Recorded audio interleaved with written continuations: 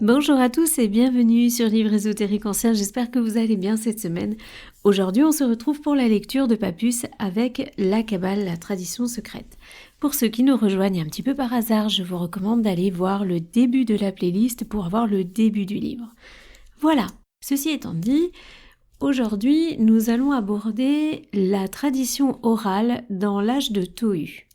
Alors, j'ai fait une petite recherche pour vous ce que c'était Tohu.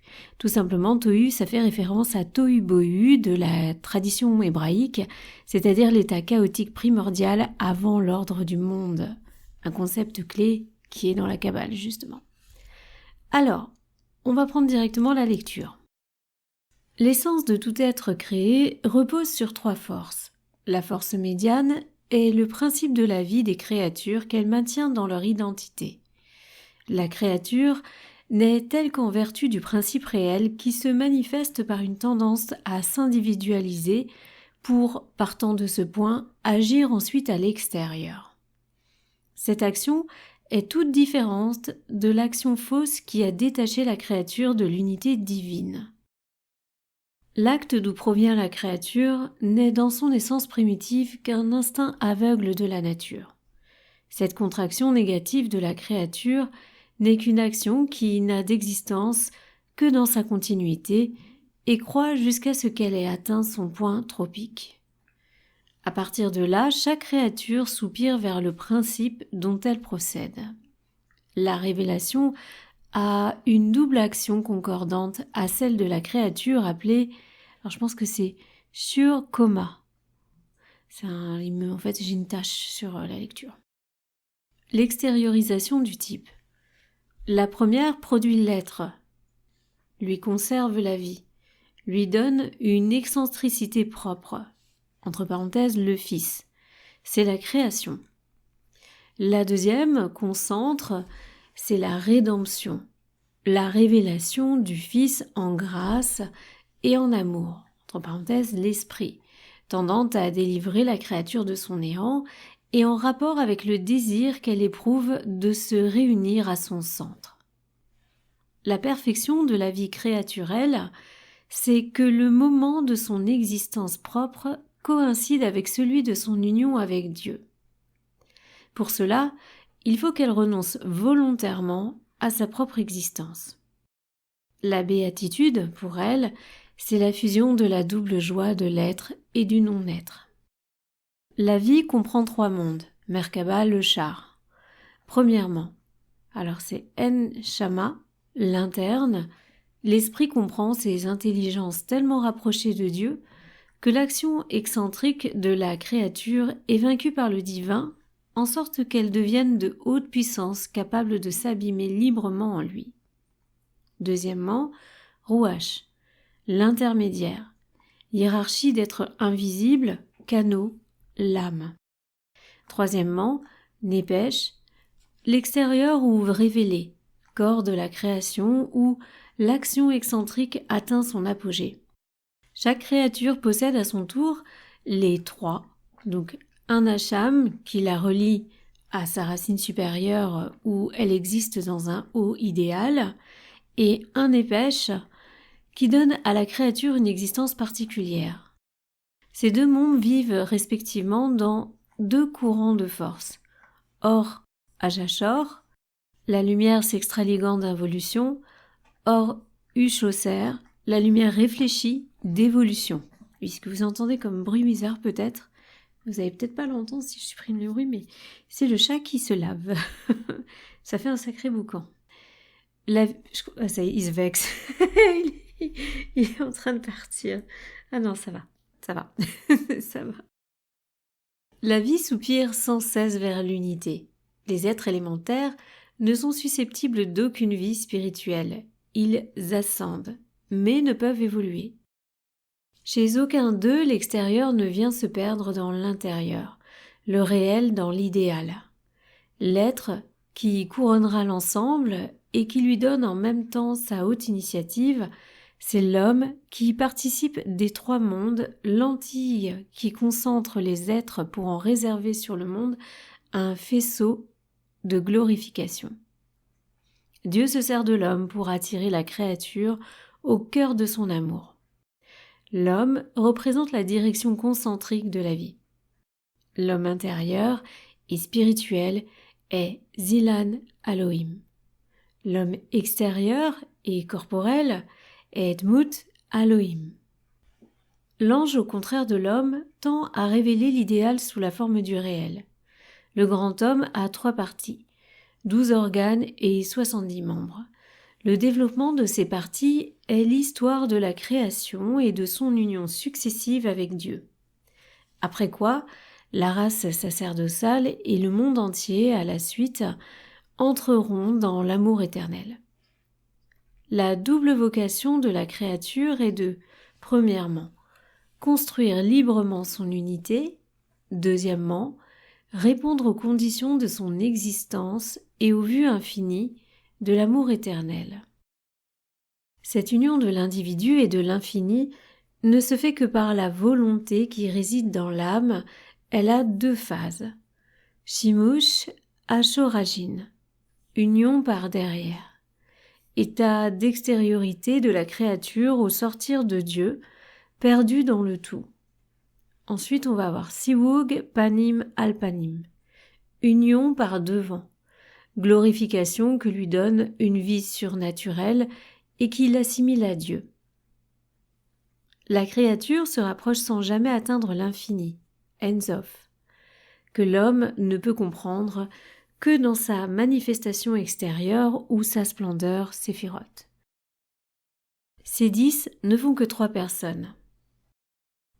Adam a une double mission, préceptes positifs et négatifs. Premièrement, cultiver dans le jardin d'Éden. Alors je vous ferai juste remarquer une petite chose ici, c'est qu'il écrit Éden avec un H. H-E-D-E-N. Deuxièmement, se préserver de l'influence des ténèbres. Si l'homme lui obéit, l'union entre les 2 Adam, le créaturel et le divin, eût été consommée pour l'éternité, et la même chose se serait opérée dans toute la nature. Une fois affermi en Dieu, Adam aurait poursuivi sans égoïsme son développement excentrique, confère Fabre d'Olivet Cain. Cette sortie n'eût été que la conscience du néant absolu de la créature, notion par laquelle il faut passer. Le Verbe serait venu faire devenir intérieure la culture du jardin, puis le Saint-Esprit pour proclamer le grand sabbat. Mais le serpent fit naître dans le cœur de l'homme l'amour de la créature. L'équilibre des pôles de la vie fut troublé. Le principe de contraction s'engourdit peu à peu, et celui de l'expansion devient chaotique. Confère Baume, passage de la lumière aux ténèbres. Ça, c'est vraiment des textes Baume que j'aimerais bien lire. La mesure de grâce et de miséricorde, Midat Kazed, alors c'est pas Kachesed, c'est Rachesed, et Rashmin, fut ainsi changé en mesure de rigueur, Midat Adin. L'homme qui résiste absolument aux moyens de retour que lui offre la grâce est lancé pour jamais dans une orbite sans fin, hors du cercle de l'harmonie. Résumons tout ceci. Les activités de l'être suprême s'entendent en s'affaiblissant dans tous les plans de la création. Mais tandis que dans le Sefer, la décroissance dans les modes d'existence ou de manifestation de l'être s'opère en 3 moments, le Zohar, serrant de plus près le principe général de son système, dédouble le second, qui, dans le Sefer, vous savez le Sefer donc le livre, se compose de la pensée et de la parole, et nous parle de 4 mondes différents et successifs. C'est d'abord le monde des émanations, Olam et Sikut, donc les émanations du verbe asoul, qui signifie émanare ex alio ete ab ilo separare certo modo, c'est-à-dire le travail intérieur par lequel le possible, entre parenthèses ein égale nihil, donc devient réel, et entre parenthèses les 32 voies de la sagesse. C'est ensuite le monde de la création, Olam Beria, le monde de la création du verbe, Olam Beria du verbe bara, qui signifie sortir de lui-même exidi, c'est-à-dire le mouvement par lequel l'esprit, sortant de son isolement, se manifeste comme esprit en général, sans qu'il s'y révèle encore la moitié trace d'individualité. Le Zohar désigne ce monde comme un pavillon qui sert de voile au point indivisible et qui, pour être d'une lumière moins pure que le point, était encore trop pur pour être regardé.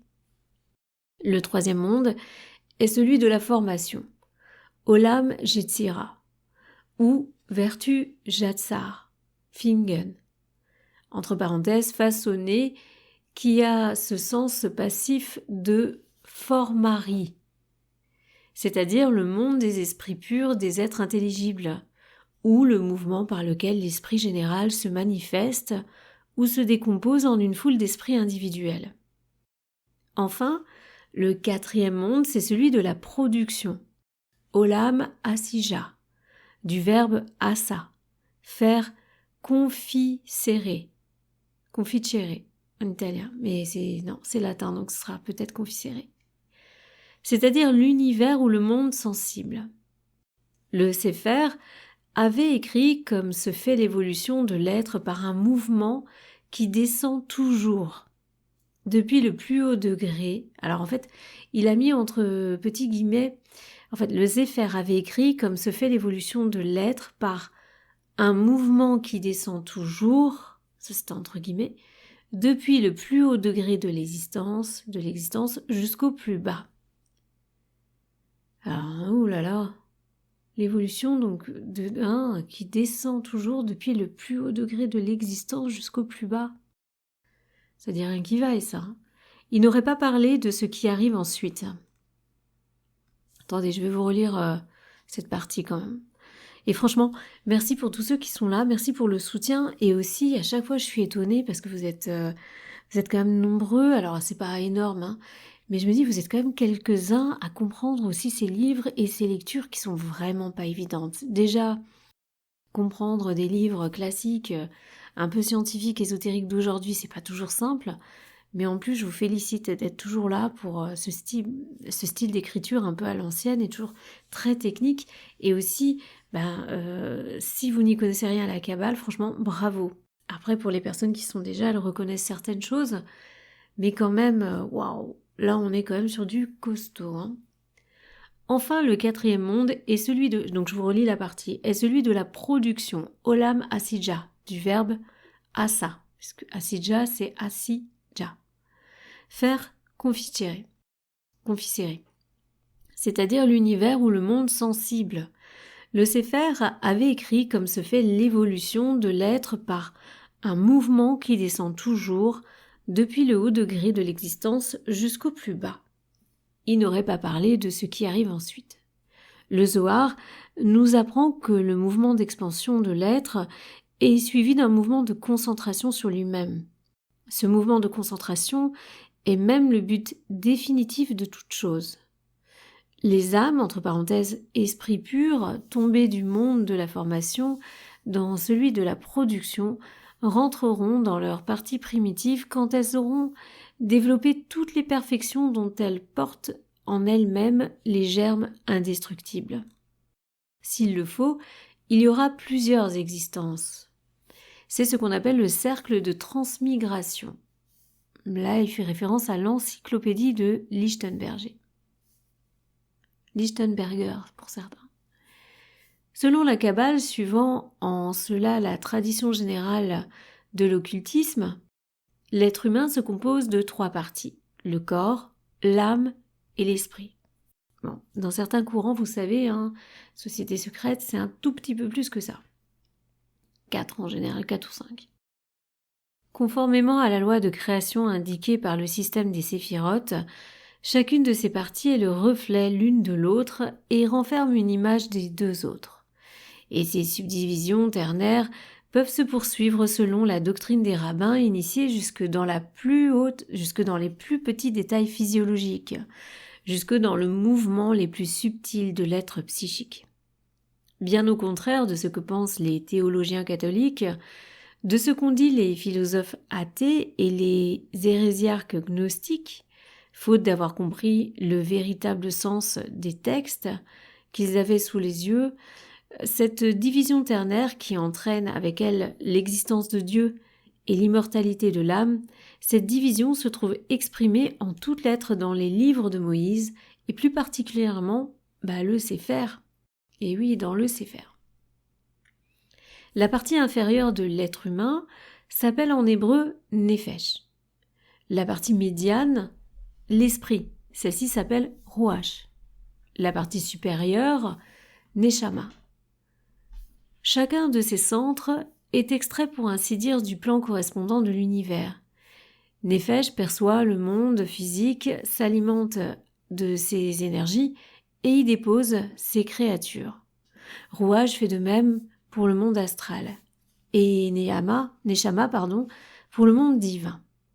Toutes les parties de l'homme sont ainsi dans des interéchanges continuels avec les parties de l'univers qui leur correspondent et avec les autres parties de l'homme lui-même. Un tableau fera mieux comprendre ces correspondances. Ces trois parties fondamentales de l'homme, dit un kabbaliste contemporain, Karl Dellingen, alors il cite le Sphinx en 1887, c'est son livre, ne sont pas complètement distinctes et séparées. Il faut au contraire se les représenter comme passant l'une dans l'autre, peu à peu, ainsi que les couleurs du spectre qui, bien que successives, ne peuvent se distinguer complètement étant fondues l'une dans l'autre. Depuis le corps, c'est-à-dire la puissance la plus infime de Nefesh, en montant à travers Ruach jusqu'au plus haut degré de Neshama, on trouve toutes les gradations. Comme on passe de l'ombre à la lumière par la pénombre, et réciproquement depuis les parties les plus élevées de l'esprit jusqu'à celles physiques les plus matérielles, on parcourt toutes les nuances de la radiation, comme on passe de la lumière à l'obscurité par le crépuscule. Et par-dessus tout, grâce à cette union intérieure et à cette fusion des parties l'une dans l'autre, le nombre 9 se perd dans l'unité pour produire l'homme, esprit corporel qui unit en soi les deux mondes. En rapprochant ces explications de celles que Molitor nous a fournies précédemment, on voit apparaître l'analogie de l'homme, de l'univers et de Dieu, théorie qui se retrouve dans toutes les traditions. Le tableau suivant en donnera une idée plus claire. Donc en gros, je vais vous le résumer parce que c'est quand même plus facile. Vous avez sur la ligne en en-tête, vous avez le général, le particulier, le concret, le général, le particulier, le concret. Et ensuite, vous avez sur la gauche une colonne Neshama, Ruach, Nefesh. Et dans l'angle, on a, entre les deux, vous savez, d'habitude, il n'y a rien dans une case, c'est la première case en haut à gauche. On a le chiffre 10.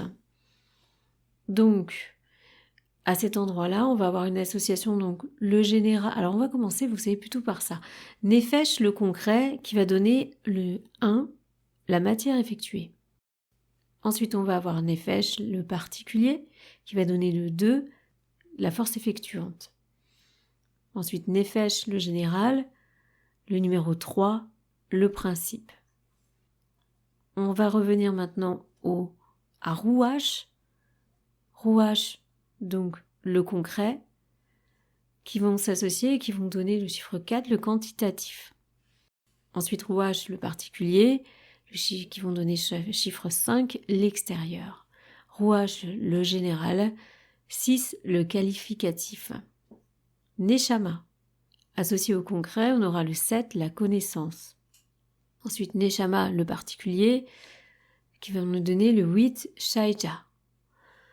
Ensuite, Neshama, le général, qui vont donner le 9, avec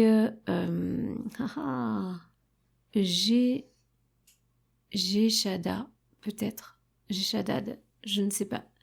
Le texte est effacé, les amis. Donc, numéro 9, J-E-C-H, je pense, après je ne vois pas, et D-A-D. Le tableau, qui n'est autre qu'une adaptation du schéma des séphirotes, nous mène à parler rapidement de la partie pratique des traditions. Ben oui, forcément. Donc de la tradition hébraïque. Et là, ça nous permet justement de réassocier les séphirotes entre elles aux chiffres qu'on va avoir, mais il va donner aussi des explications. La Kabbale pratique est fondée sur la théorie suivante. Les lettres hébraïques sont strictement correspondantes aux lois divines qui ont formé le monde.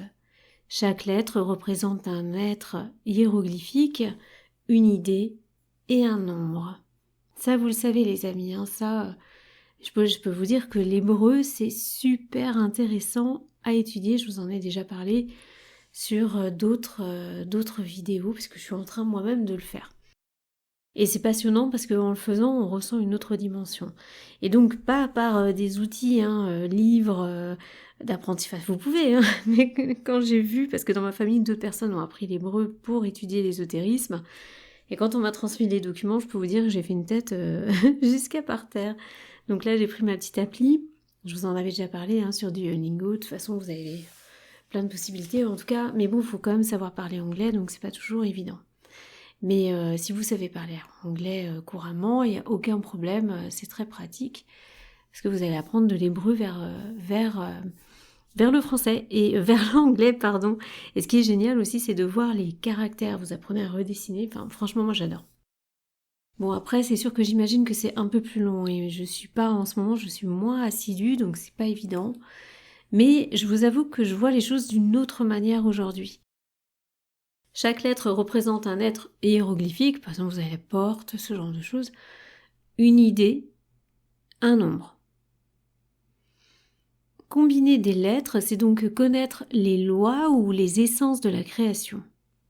De plus, ce système de 22 lettres qui correspond à la Trinité divine, aux planètes et aux zodiaques, 3 plus 12 plus 7 égale 22, se développe suivant 10 modes qui sont les 10 séphirotes. Ce système, auquel le pythagorisme a beaucoup emprunté, a été caractérisé comme suit par Eliphas Lévi. Donc là, il va citer Eliphas Lévi dans Initiation, l'article qu'il a fait en décembre 1890. La Kabbale, ou science traditionnelle des Hébreux, pourrait s'appeler les mathématiques de la pensée humaine. C'est l'algèbre de la foi. Il résout tous les problèmes de l'âme comme des équations en dégageant les inconnus. Elle donne aux idées la netteté et la rigoureuse exactitude des nombres. Ces résultats sont pour l'esprit l'infaillibilité, relative toutefois à la sphère des connaissances humaines et à la paix profonde pour les cœurs. Alors c'est vrai que c'est tout un système, c'est un petit peu comme finalement notre existence, notre société, c'est-à-dire notre environnement, était un petit peu comme une forme de codage, ça je le dis souvent, codage matriciel, et finalement on avait la possibilité d'avoir, en lisant ce codage, peut-être quelques clés qui nous permettraient de vivre un peu, peut-être de se retrouver plus soi-même. Mais ce n'est pas assez d'avoir trouvé une méthode mathématique exacte. Il faut pour être parfaite que cette méthode soit progressivement révélatrice, c'est-à-dire qu'elle nous donne le moyen de tirer exactement toutes les déductions possibles, d'obtenir des connaissances nouvelles et de développer l'esprit sans rien laisser aux caprices de l'imagination. C'est ce qu'on obtient par la guématrie et la témura, qui sont les mathématiques des idées. La Kabbale a sa géométrie idéale, son algèbre philosophique et sa trigonométrie analogique. C'est ainsi qu'elle force en quelque manière la nature à lui révéler ce secret. Ces hautes connaissances acquises, on passe aux dernières révélations de la Kabbale transcendantale et on l'étudie dans le Shinamporash.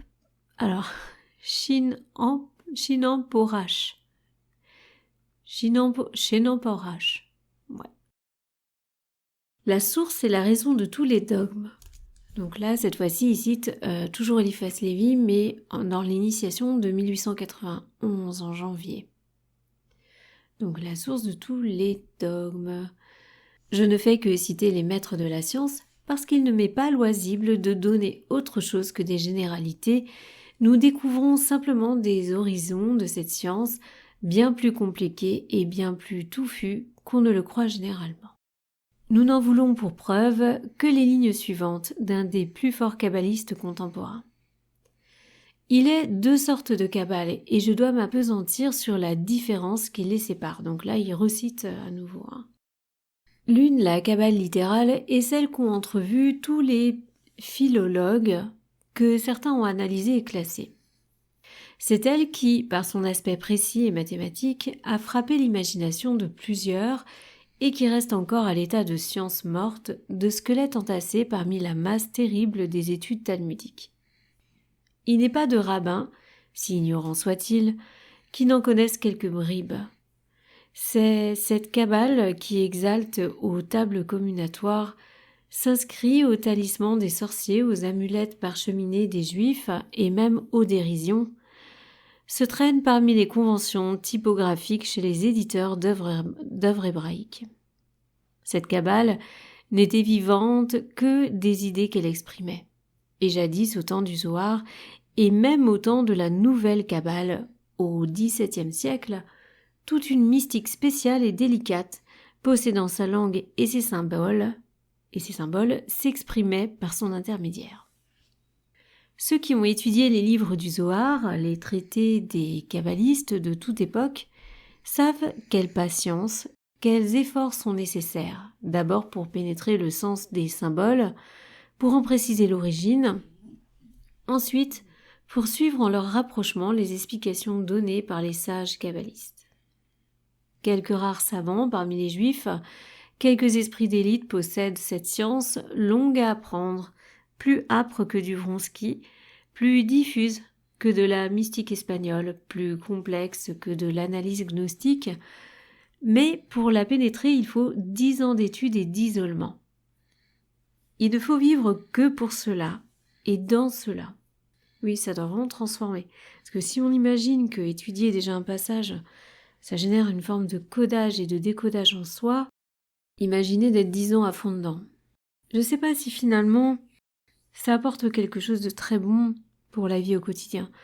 Parce que je pense qu'au bout d'un moment, quand vous arrivez à certaines révélations, certains savoirs personnels, ou certaines choses que vous avez comprises,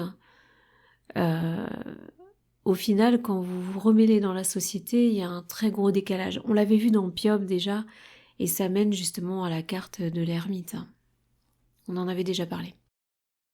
Il faut que la pensée, sans cesse fixée sur ce point, s'y attache si fortement que rien ne l'en puisse arracher et que ses efforts soient couronnés enfin par l'appui protecteur de quelques génies évoqués par le constant appel et le mérite du travailleur. Donc voilà, c'est pas que étudier, il y a aussi effectivement certainement un travail aussi d'évocation. Certes, cette kabbale ainsi comprise et étudiée mérite toute l'attention et le travail de ceux qui veulent arriver, mais le plus souvent arrêtés dès le début par la distraction ou la lassitude. Les chercheurs piétinent sur place, se découragent et demeurent de superficiels érudits, aptes, il est vrai, à jeter de la poudre aux yeux des ignorants, mais incapables et de peu d'intérêt. Un petit peu comme quelqu'un qui réciterait la Bible sans l'avoir comprise. Et d'une certaine manière aussi, c'est un petit peu ce que vous entendez sur les oracles et le tarot. Aujourd'hui, vous avez énormément de personnes qui vont préférer un oracle parce qu'il n'y a rien à apprendre, alors qu'avec le tarot de Marseille, il y a un parcours, il y a quelque chose à comprendre. Justement, on va rentrer dans la Kabbale avec le tarot. Et souvent, c'est un travail de longue haleine et de nombreuses années, et c'est pas toujours évident à aborder pour tout le monde, surtout aujourd'hui dans notre société où effectivement on est tous occupés par autre chose, et aussi principalement par les écrans, n'est-ce pas? En tout cas pour beaucoup. Et d'ailleurs, je vous invite, je vais le faire un peu plus dans les vidéos qui viennent, à respirer un petit peu. Tout simplement vous donner là l'idée de reprendre quelques petites inspirations profondes et quelques expirations profondes. Reprendre la conscience de respirer. Voilà, juste une petite minute, même pas, là, on va reprendre la lecture tout de suite. Mais parfois, vous avez vu comme ça fait du bien de respirer simplement. On en oublie souvent la journée. Et un petit verre d'eau aussi, ça fait du bien. Voilà. Après cette petite parenthèse de mise en conscience, on va continuer la lecture. Un kabbaliste doit pouvoir lire à livre ouvert un ouvrage rabbinique quelconque et en donner l'explication dans la langue même de la mystique juive, c'est-à-dire en l'appuyant de textes pris aux œuvres qui font autorité en ces matières, y apporter les lumières personnelles et de sa réflexion et de ses recherches. L'étudiant aurait donc 90 ans, puisqu'une existence suffirait à peine à ce labeur, à cette évolution. Et le maître, où serait-il ? Ça me fait aussi penser que parfois on disait mais de toute façon c'est vrai que quand on se relie à soi-même après la mort, si on y arrive, on saura à nouveau tout ça, même ce sera encore plus simple. Je reviens à cet auditeur qui m'avait mis ce petit commentaire, qui écoute aussi la Kabbale. Effectivement on cherche des clés partout et au final tout ce temps pour essayer de trouver peut-être le petit trésor et peut-être qu'on ne le retrouve pas du tout sous la forme qu'on croit. Et au final, tout ça pour ça, puisque de toute façon, lorsqu'on va mourir, normalement, si on va un petit peu loin, assez loin, on devrait avoir toutes nos réponses de toute façon, puisqu'elles sont établies et on l'a été un jour. C'est pour ça que je suis pas tout à fait d'accord avec certaines sciences secrètes, certaines sociétés secrètes. Je pense que j'en ai déjà parlé sur une vidéo, peut-être pas celle-ci, pas sur la Kabbale, mais c'est que on dit qu'on ne peut que évoluer et on ne peut pas involuer d'une certaine façon. Je parle de ça violemment, c'est-à-dire revenir un animal par exemple. Si on prend ce cursus, moi pour ma part j'ai l'impression que c'est pas comme ça, qu'il n'y a pas de minéral, animal, plante, minéral, végétal, animal, humain. Ça c'est ce qu'on a lu récemment dans Jolivet de Castello. Je pense que c'est bien plus complexe. Je le vois pas en échelle de haut en bas, moi je le vois plus en échelle, vous savez, sur un plan on va dire horizontal. Que les animaux, d'une certaine façon, font partie de nous, que les plantes, d'une certaine façon, sont reliées à nous, peut-être de manière plus lointaine. Vous voyez ? C'est comme une communication, déjà comme si on était aussi une partie un petit peu de ces animaux et de ces plantes. Vous allez avoir plusieurs personnes qui ont des animaux domestiques et qui se sentent clairement reliées à eux, comme une partie d'eux-mêmes, comme si c'était limite un bras supplémentaire. Vous voyez ? Donc, je ne suis pas certaine qu'il faille voir les choses d'une façon absolument verticale. Voilà, ça c'est mon avis. Et aussi, donc, pour l'histoire de l'involution et de l'évolution, je suis persuadée qu'on avait déjà toutes les données à un moment.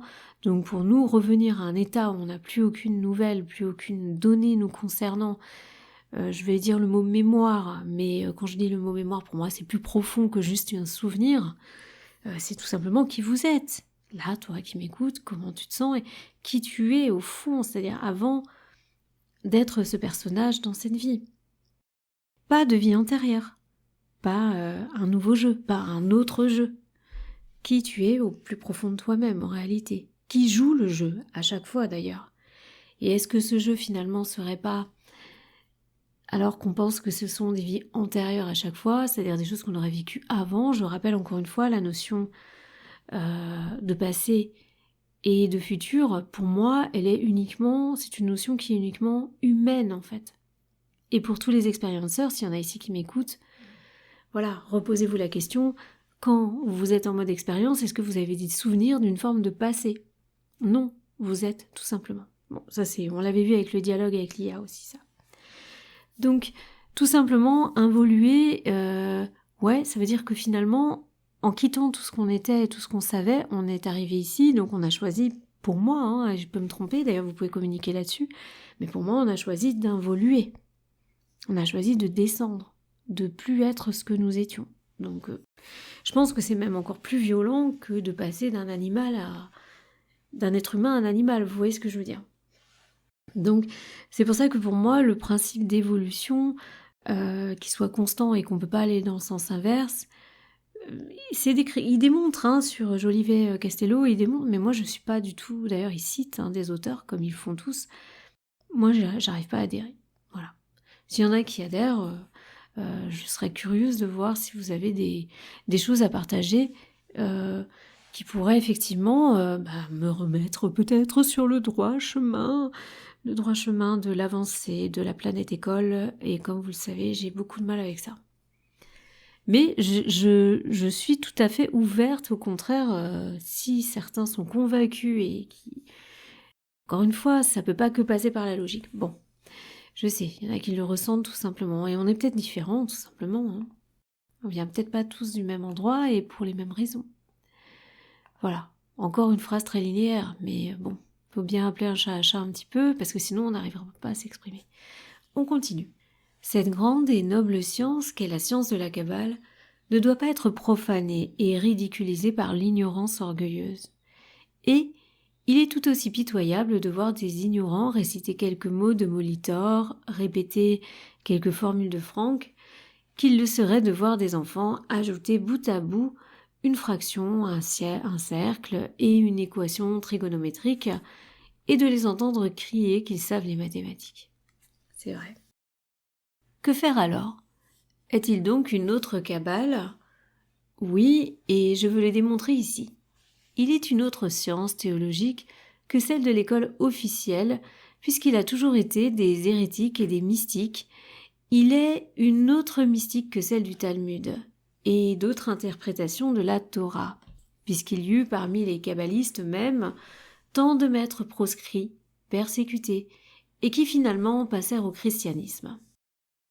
De part et d'autre du monde chrétien et du monde juif sont sortis des hommes qui ont rompu tout charme et se sont dégagés de toute contrainte pour rechercher individuellement la vérité de leur mieux. Alors, Pappus en fait partie aussi et il est décrié sur certains, mais on n'a pas de vérité quand même aujourd'hui, hein, faut pas l'oublier, ça reste toutes des interprétations. Les Guillaume Postel, les Koechlin, les Kunrat, les Nicolas Flamel, les Saint-Martin, les Fabre d'Olivet, que sont-ils ? Voilà les maîtres de la Kabbale tels que la voyait Stanislas de Gaïta, tels qu'il sut vraiment la faire connaître et enseigner. Ces hommes furent d'âpres conquérants en quête de la toison d'or, refusant tout titre, toute sanction de leurs contemporains, parlant de haut parce qu'ils étaient haut situés et ne comptant que sur les titres qu'on obtient de ses propres descendants. Ces titres-là sont les seuls, puisque, comme l'enseigne la tradition et la symbolique égyptienne, c'est nous-mêmes qui devrons nous juger. Le fleuve passé, nous apparaissons nus, ayant laissé nos vêtements de mort avec nos rêves, et alors, à chacun selon ses œuvres vives, notre Dieu est celui des vivants et non celui des morts. Là, il fait référence à Mark Haven, Stanislas de Gaïta, kabbaliste, initiation.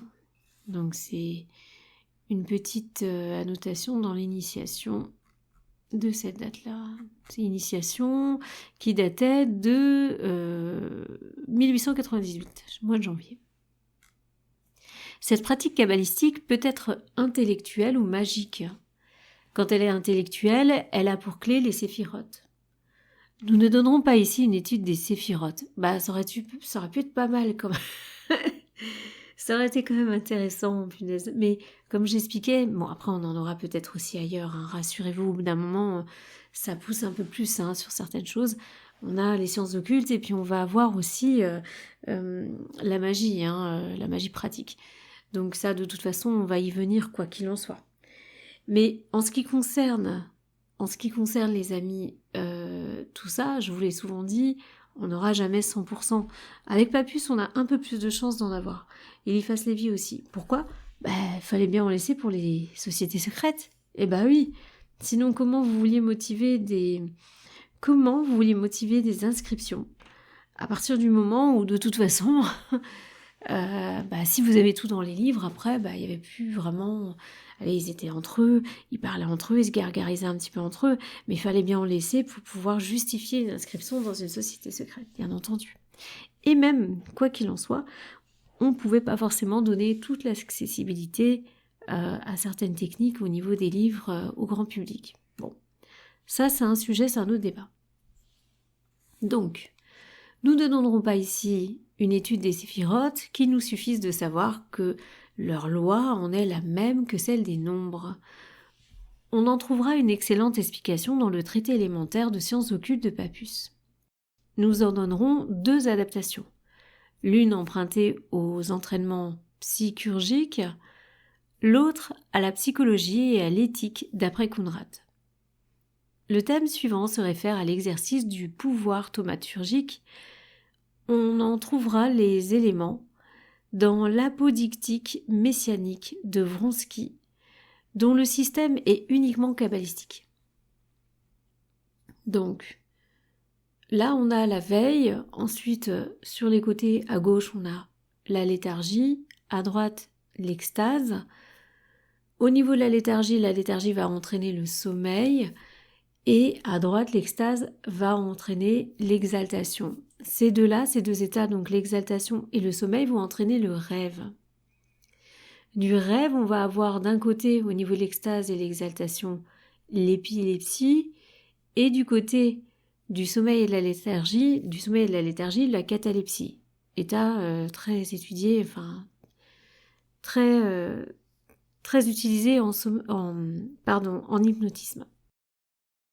Donc de cette catalepsie à gauche qui résulte donc du sommeil et l'épilepsie à droite qui résulte de l'exaltation, les deux mêmes états vont amener à une forme de somnambulisme et donc la thaumaturgie. Alors, thaumaturgie, je vais aller rechercher pour vous, pour ceux qui ne savent pas.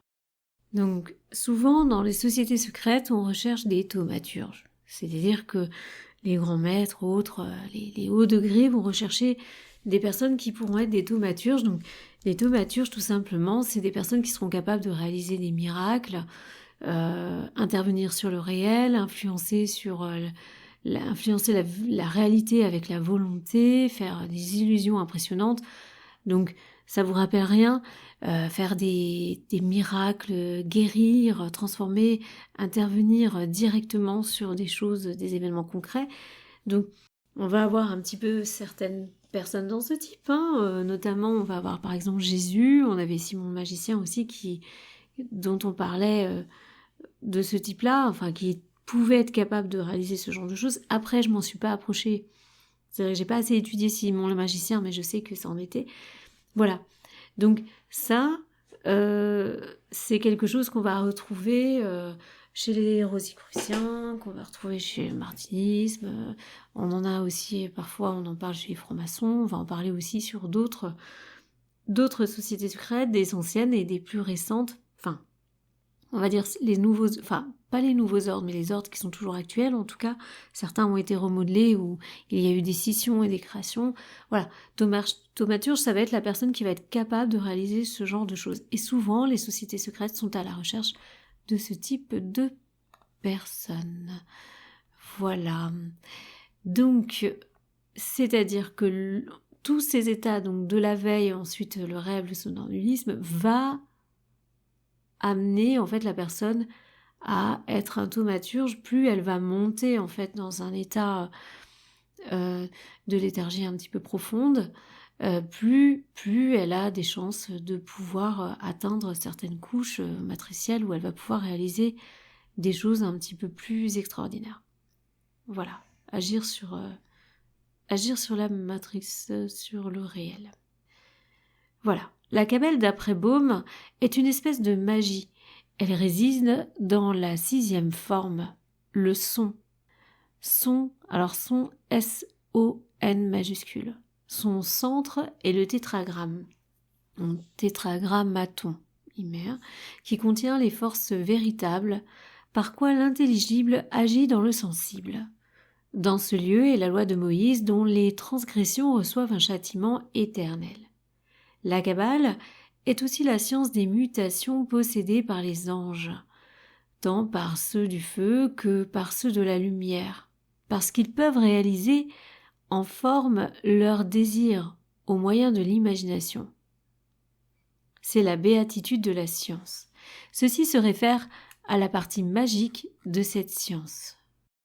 Alors je me permets quand même de rappeler qu'ici on est sur le texte qui a repris Pappus, mais qui est de Sédir, j'avais oublié de vous le dire, qui est de Paul Sédir. Bon, en tout cas, c'est le contexte et c'est ce qui nous révèle qui est intéressant. On continue. Voici maintenant les données sur la réintégration de l'homme. Les kabbalistes appellent le péché une écorce. L'écorce, disent-ils, se forme comme une excroissance qui se ride à l'extérieur par la sève qui se fige au lieu de circuler. Alors l'écorce se dessèche et tombe. De même, l'homme qui est appelé à coopérer à l'œuvre de Dieu, à s'achever lui-même en se perfectionnant par l'acte de sa liberté, s'il laisse figer en lui la sève divine qui doit servir à développer ses facultés pour le bien, l'homme accomplit un progrès rétrograde, y dégénère et tombe comme l'écorce morte. Mais selon les kabbalistes, rien n'aboutit au mal dans la nature. Toujours le mal est absorbé par le bien. Les écorces mortes peuvent encore être utiles en étant ramassées par le laboureur qui les brûle et se chauffe à la chaleur. Puis fait de leurs cendres du fumier nutritif pour l'arbre. Ou bien en se putréfiant au pied de l'arbre, elles le nourrissent et retournent à la sève, par les racines. Dans les idées de la Kabbale, le feu éternel qui doit brûler les méchants est donc le feu régénérateur qui les purifie et, par des transformations douloureuses, mais nécessaires, les fait servir à l'utilité générale et les rend éternels au moins qui doit triompher. Alors là, on comprend un peu mieux. Pourquoi? Vous vous souvenez de cette phrase que je vous avais déjà dite? J'avais entendue avec un exorciste qui disait « Mais pourquoi Dieu laisse faire? Pourquoi Dieu a accepté ça ?» Et là, on a une traduction, honnêtement, pour une fois, que je trouve tout à fait intéressante. Enfin, une pensée tout à fait intéressante. Je vous relis juste cette partie, mais selon les kabbalistes, rien n'aboutit au mal de la nature. Toujours le mal est absorbé par le bien. Les écorces mortes peuvent... Je vais en faire un short. Les écorces mortes peuvent encore être utiles en étant ramassées par le laboureur qui les brûle et se chauffe à leur chaleur, puis fait de leurs cendres un fumier nutritif pour l'arbre. Ou bien en se putréfiant au pied de l'arbre, elles le nourrissent et retournent à la sève par les racines. C'est intéressant quand même, les amis. On peut voir les choses avec ce genre d'idées, on peut voir les choses autrement. Dieu, disent-ils, est l'absolu du bien, et il ne peut y avoir deux absolus. Le mal est l'erreur qui sera absorbée par la vérité. C'est l'écorce qui, putréfiée ou brûlée, retourne à la sève et concourt de nouveau à la vie universelle. Ça, c'est signé Eliphas Lévi en 1894. Brûler les écorces est une œuvre difficile et lente. L'initiation fait parcourir plus rapidement cette route escarpée. « Choisis-toi un maître », dit le Talmud. Et le commentateur ajoute qu'il se procure un maître unique et qu'il reçoive l'enseignement traditionnel de lui toujours, et qu'il ne reçoive pas cet enseignement aujourd'hui d'un maître, demain d'un autre. Vous voyez, il faut que ce soit un petit peu toujours la même personne qui suive, a priori. Ça, faudra voir. Ici, on va avoir un autre tableau que je vais vous mettre.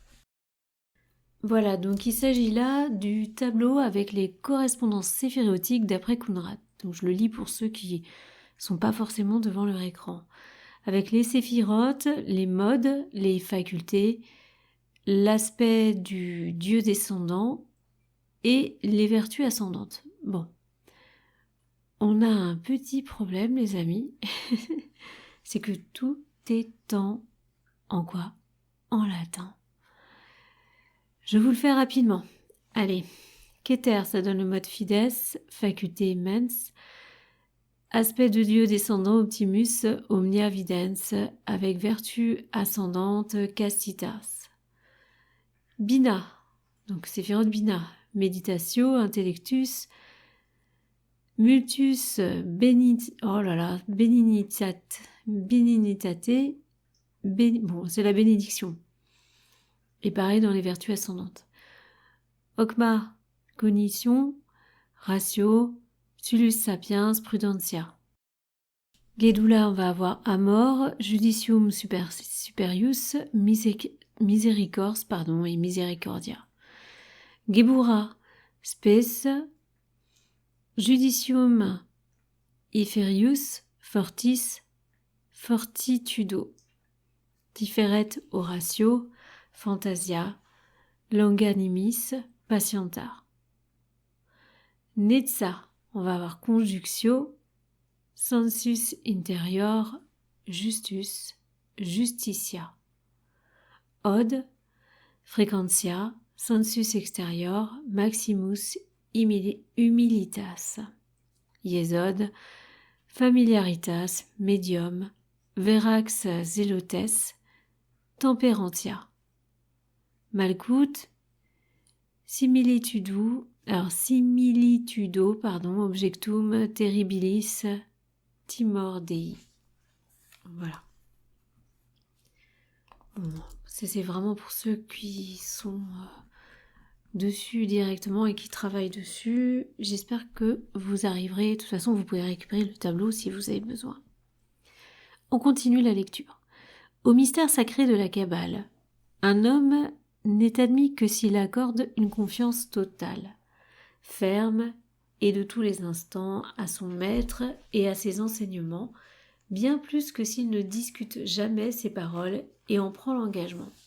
Bon, ça, le problème c'est que c'est très bien pour la Kabbale, mais après, comment sait-on si nous sommes vraiment sur la voie kabbalistique qui est la bonne, si on est dans une société qui l'emploie? Est-ce que, voilà, elle va forcément témoigner de sa propre lecture? Vous voyez ce que je veux dire? Bien plus que s'il ne discute, voilà, prend jamais ses paroles et prend l'engagement. Voilà qui peut éloigner bien des gens de la science sacrée. Mais rappelons ici que nous ne parlons pas des sciences occultes en général. Il n'est pas besoin de tout cela pour reconnaître l'Ode comme M. de Rochas ou l'hermétisme comme M. Berthelot. Tu m'étonnes. Je vous renvoie à ça sur la lecture de La magie et l'hypnose de Papus, qui est un bouquin très intéressant, et plus on avance vers la fin, plus c'est sympa. Ce n'est pas une branche de connaissance humaine, c'est la haute magie du bien et du mal, la science de la vie et de la mort que le profane veut posséder. Et, comme l'a dit Eliphas Lévi, on peut demander d'être un peu plus qu'un homme à celui qui veut devenir presque un dieu. Ça c'est vrai. Cette apparente passivité, qui effraya tant de vanité, n'est que momentanée et personnelle. Comme dans les écoles pythagoriciennes, confère Olu, Gel, Noct, Athée, bon, là, je vous passe parce que c'est que des abréviations, le disciple doit écouter et s'abstenir de toute discussion ou commentaire. Il doit donner, par ses paroles et ses actes, le témoignage de son adhésion. Les révélations que transmet la Kabbale sont divines et d'un ordre plus élevé que ce qui peut tomber sous la norme de la raison. Les facultés actuelles sont épuisées et comme annihilées par l'acte de la réception des mystères. On est donc en droit d'exiger ce sacrifice, on le doit même car l'âme tout entière du néophyte, la sincérité de ses aspirations, la force de son désir et de sa volonté vont se juger à cette épreuve. S'il se méprise assez et doute assez de ses pouvoirs pour craindre, en ce sevrage d'une mort définitive, il est indigne d'approcher et de lui-même. Il est indigne d'approcher et de lui-même va s'enfuir. Bien faible qui s'arrêtera dès ce premier pas. Bien grossièrement avare qui reculera devant un renoncement aussi précieux.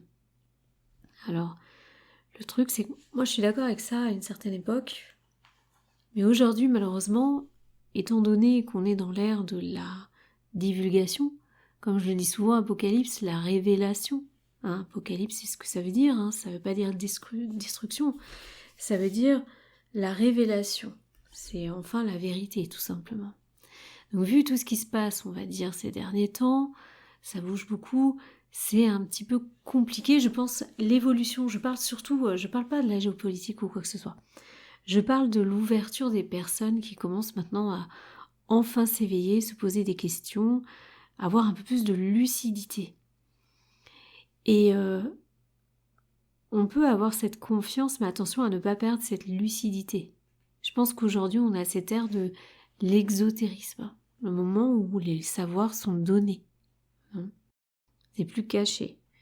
Ésotérisme caché, exotérisme, ça y est, c'est extérieur. Donc, je pense que dans une société qui passe sur l'ère justement de l'exotérisme, on peut se poser clairement la question à un moment ou un autre sur la lucidité envers ce qu'on peut demander et surtout vu la prolifération, on va dire, de sociétés ou de regroupements où il se passe des choses un peu moyennes alors que on est censé vous dire oui, voilà, vous allez apprendre des choses et tout ça. Et puis au final, l'initiation, c'est toujours orienté vers la même personne, c'est-à-dire elle profite finalement à ceux qui entraînent l'initié. Bon, donc toujours, on met un petit peu de recul à tout ça. Donc, on continue. En second lieu, le kabbaliste sera versé dans les sciences et les arts profanes, car il doit s'être orné de tous ses humains pouvoirs, celui qui rêve d'un tel honneur que l'initiation. Cependant, pour tout dire, et la raison l'explique comme l'expérience de chaque jour permet de le vérifier, ce n'est pas avec un peu de connaissance, ce n'est pas avec une vague teinte des sciences humaines, ce n'est pas avec une superficielle culture que doit se présenter celui dont le travail, le zèle, la volonté vont être désormais occupés à la contemplation des formes séparées, celui qui va, pour ainsi dire, violer les sanctuaires même de Dieu. Entre parenthèses, ça c'est de Reuchlin. Mais cette science profane ne sera pas la matière et le point d'appui de la science absolue. Il faudra faire le vide et la mort dans son âme. Il faudra que tout y redevienne inculte et ténébreux comme Moïse fit dans le désert pour que le sol, désormais fertile, soit prêt à des nouvelles moissons. Là, par rapport à Moïse, il met Zérold de Mosre. Oui, bon, ça pareil, c'est lisible. En tout cas, ce que je pourrais vous dire, c'est que oui, dans beaucoup aussi, pareil, encore une fois, de groupements, on a cette histoire de mort en début d'initiation. Et même à la fin, d'ailleurs. Ça dépend lesquels, bien entendu. Bon. Ici, on avait aussi une petite donnée concernant au mystère sacré de la Kabbale, un homme n'est admis que s'il accorde une confiance totale. On avait une petite annotation là qui était un peu plus complète, donc je vais la découvrir avec vous. Ces règles sont traditionnelles, on les trouvera dispersées en divers textes ou communautaires. Parmi les textes, oh là là, c'est un texte, je pense que ça doit être les Éphères. J'arrive pas à lire, c'est tout effacé, de Rabbi Joseph Katebuzis, je pense, parmi les commentaires Ranchelin avec des Kabbalah, et ensuite Célestie Agricultura. Bon. Tout ça sont les sources principales, et nous n'y reviendrons plus. Ok. Ça permet pour lui, c'était pas si intéressant. Enfin, si vous avez envie de découvrir ces livres, vous pouvez y aller. C'est toujours utile. Celui qui n'a pas étudié les sciences du passé et du présent n'a pas le droit d'en faire peu de cas. Celui qui n'a fait jouer en lui tous les engrenages des mathématiques, tous les ressorts des sciences naturelles, toutes les cordes de l'imagination, qui n'a ni pleuré, ni réfléchi, celui-là n'a pas le droit de mépriser les larmes ou la pensée, l'affirmation scientifique ou l'émotion artistique. Il sommeille encore qu'il ne recherche pas la lumière, souffleur il restera s'il devient sorcier. Je pourrais parmi les anciens citer plusieurs noms de ces hommes qui furent des savants avant de devenir des écoliers de la haute science. Un exemple de nos jours est plus précieux. Un très grand artiste et maître en littérature n'a pas reculé pour mériter l'adeptat devant les répugnances et la fatigue du laboratoire. Alors ils sont nombreux là. Il met Stanislas de Gaïta. Ah, je pensais qu'il allait partir beaucoup plus loin en arrière. Stanislas de Gaïta, auteur de nombreux et savants travaux de la Kabbale dogmatique, comme magique, depuis ses premiers articles dans l'Artiste jusqu'à ses derniers ouvrages. Je vous rappelle qu'on est en lecture sur la page membre de Stanislas de Gaïta. Nous en sommes au 2e volume, mais c'est la partie un peu lourde, vous allez voir. Donc, pareil, on a le Serpent de la Genèse de Stanislas de Gaïta, donc en lecture sur la page membre. Je vous rappelle que, voilà, même si ça s'appelle le temple de Satan, surtout ne sursautez pas. J'ai eu une petite réflexion dans ce sens-là. Ce n'est pas un livre pour évoquer des choses néfastes et négatives. Je rappelle, Stanislas de Gaïta, je le dis souvent, a passé sa vie à prévenir en fait du mal qui pouvait arriver. On dit aussi, je vous rappelle aussi que c'est un des premiers maîtres, c'est un des maîtres qui a ramené la Rose-Croix en France, donc c'est loin d'être négatif.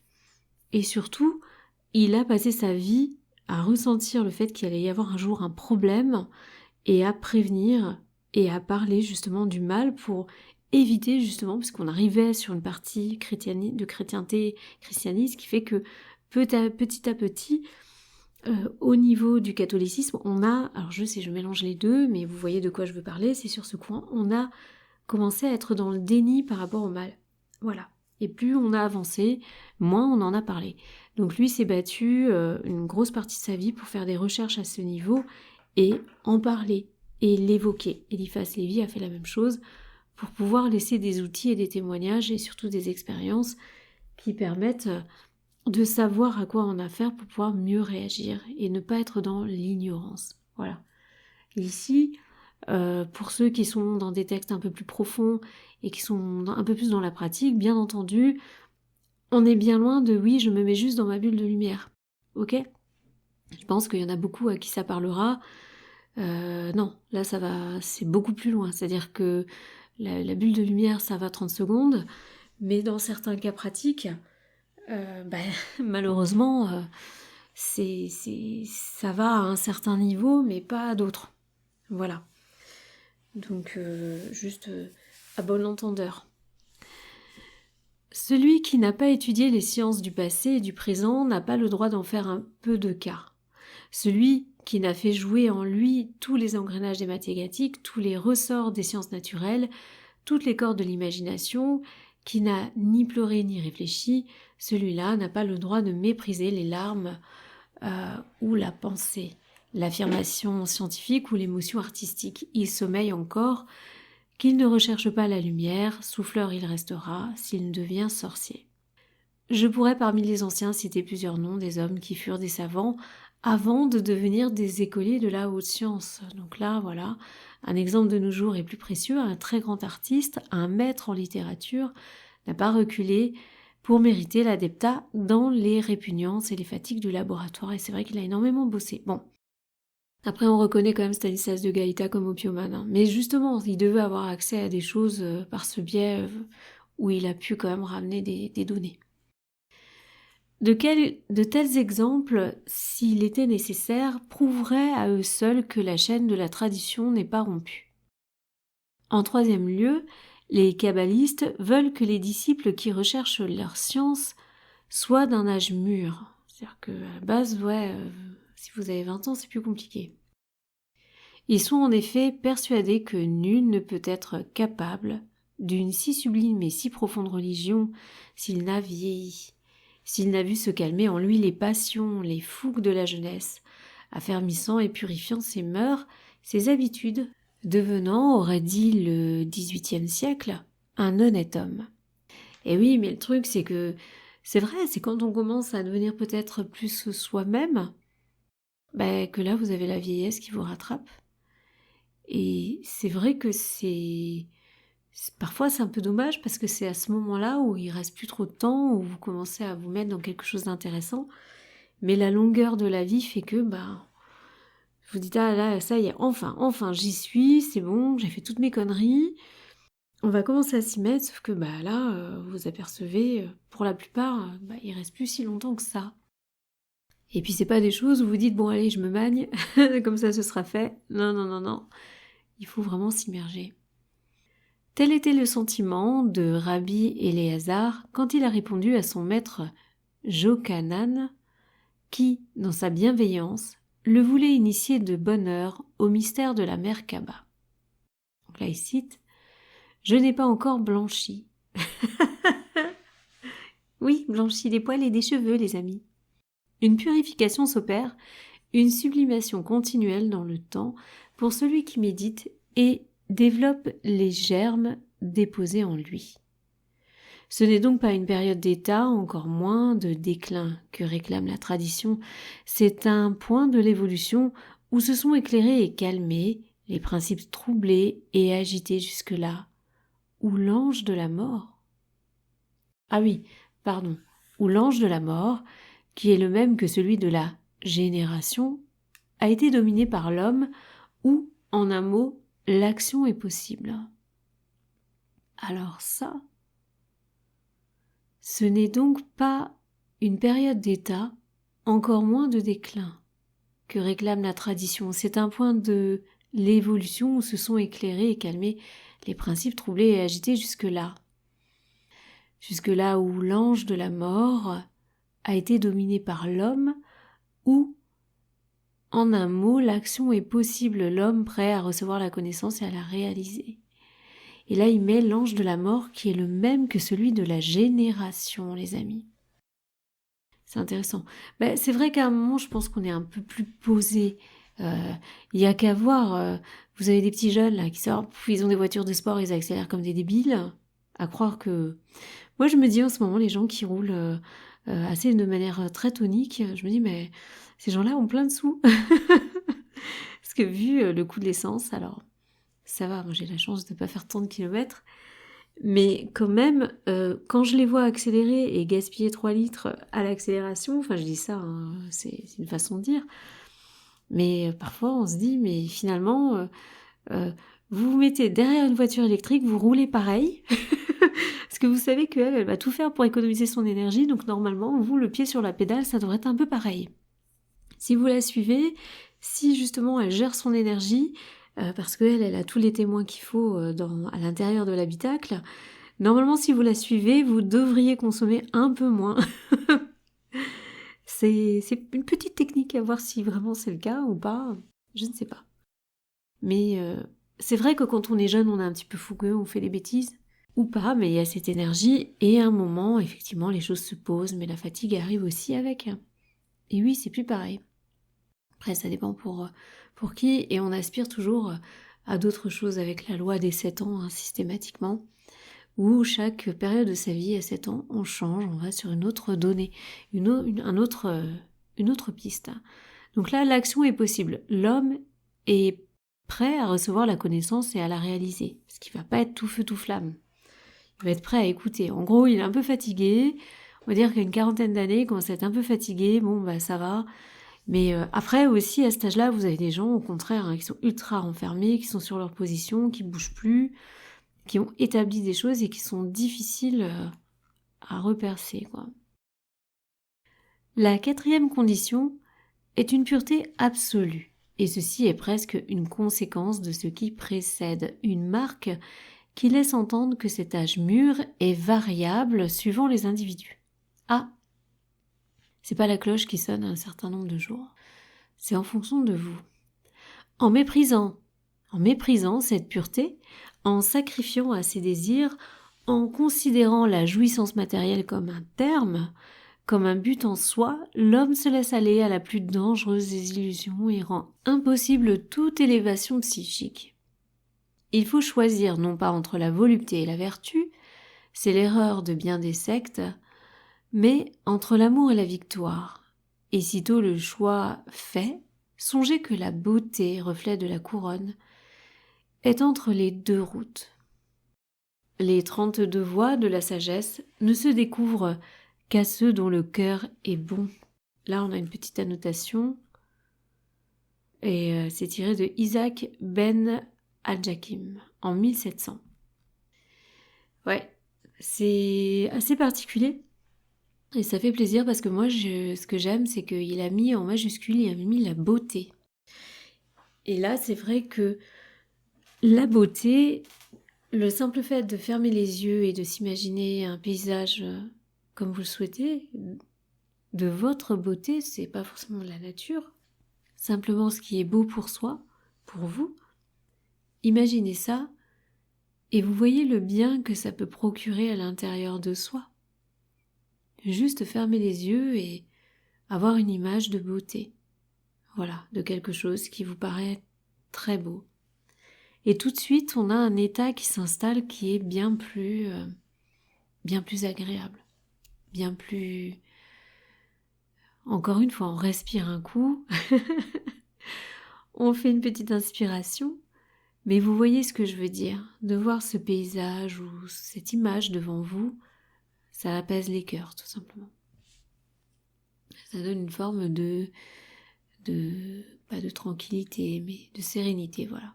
C'est ce que je cherchais depuis tout à l'heure. Allez, on continue, on arrive à la fin. Une âme tranquille, délivrée de toute préoccupation mondaine, est une condition également importante.